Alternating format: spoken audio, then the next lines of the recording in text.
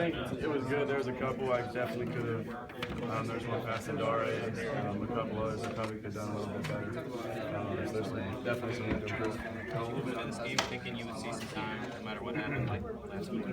It was kind of the same mindset as last week. I was ready to go when they told me to go in, but I didn't have any expectations. I was just sitting on the sideline. Do you feel like you're once again battling for the starting job this week?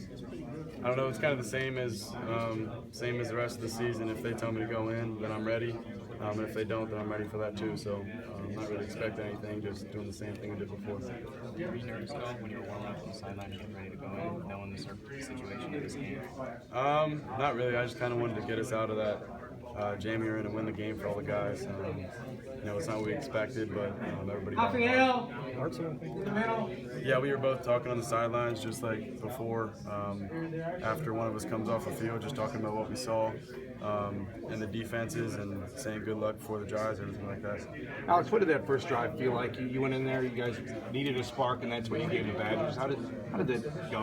Yeah, it was good to get some momentum. I felt some, obviously from the crowd. The crowd kind of got into it after that drive, and for the players, we got some life on our sideline too, so that was a good drive. And it had to feel pretty good. You came in there and led a fourth quarter comeback to beat a team that was looking for an upset.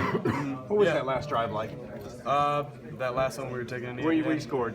And that one too. That one wasn't bad either. Yeah, the first drive was good. I was just trying to get something going with the offense, and there was a couple good routes by the receivers, and obviously the line up front. I had a lot of time back there, and it was just like practice, and we were moving down the field. I think not having Corey in Taiwan made it more difficult to shoot the ball. Did you notice that in the game? We got some good backs as it is, but obviously Corey and Taiwan, they're great, and to not have them in, it was probably a little different, but we still have some guys that make plays like Dare and Bradrick like we did today. What's the emotion after a win like this, where you win, but maybe not as much as you guys were hoping for? Yeah, a win's a win. It's going to look the same in the wins and losses column, but obviously wasn't the exact way that we wanted to, and we still got some room to improve. Max, what do you think you did that Bart didn't do today? I don't know. I didn't really compare myself at all. You guys could probably tell me that better than I could, but I was just trying to go in and drive our team down the field. Any expectations for next week? Not really, no. I've gotten asked this a few times. It's just the same as this week, the week before. Just if they tell me to go in, I'm ready to go, and if not, then I'm ready to sit on the sidelines and wait for that chance to go in. So you didn't know, there wasn't any plan about you coming in at a certain time today, was there? No, I was just kind of the same situation as last week. Not really going in expecting anything, just waiting and being ready. What do you think the training has helped you put yourself in this position? There aren't many redshirt freshmen here at this opportunity. Is there one thing you can think of to say, I've always done this really well, that's why I got this? Probably just preparing with Coach Chris and Bart and Coach Budmeyer. We've been doing a lot of film study, and every single day just knowing what we're doing and having confidence in the offense that helps out game day. What was going through your mind after the interception, the one that went through George's hands and they got the ball? Between that moment and the next time you took the offense on the field? Yeah, I wasn't too worried about that when I told George not to worry about it, and I was going to come to him again if he ran that same play. And it wasn't something that I felt they got us on that play. It was just some small mistake that we made, and I knew I felt confidence in the looks and everything we were doing, so I was ready to go on the next drive.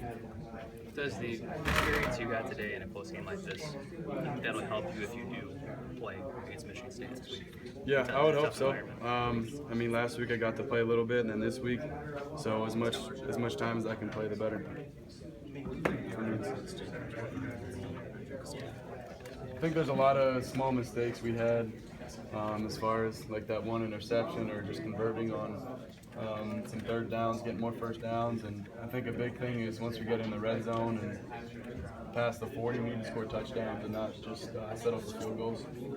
You guys ran a bootleg into pressure, I think, when you were rolling out to your right. Did you know you had to wait to get outside the pocket before you kicked it out of bounds? Before you threw it away? The one I threw away there? Yeah. That was just a regular drop back pass, and I felt a little something inside. I probably still could have got the ball off, but I was just thinking to get rid of the ball once I got out of the pocket. Okay, and then Kyle Peniston has dropped a couple balls, I think, before you came in the game. and then you guys went to him on that 3rd and 1 in the end zone. What do you think that shows in the coaching staff going back to a guy who's dropped a couple passes? Yeah, we trust them, and he got to it. The players who would have gone back to George too. And I told Kyle right after he dropped the 2 passes that not to worry about it. We're going to come back to him. So that's kind of the mindset for me, not to let a play before impact the next one.